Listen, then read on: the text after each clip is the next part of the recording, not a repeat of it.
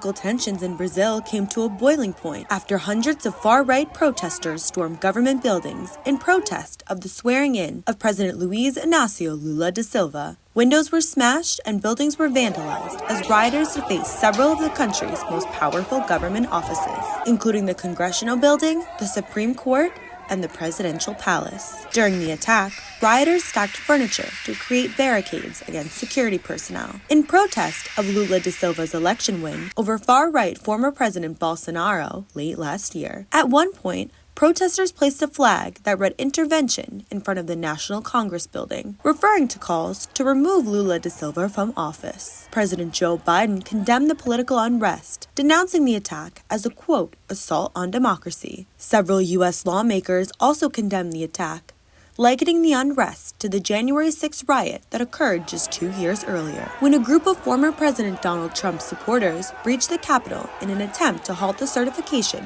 of the 2020 election. The unrest comes after months of tension that began when Lula da Silva won the presidential election, prompting Bolsonaro to claim the country's electronic voting system was riddled with fraud and caused his defeat.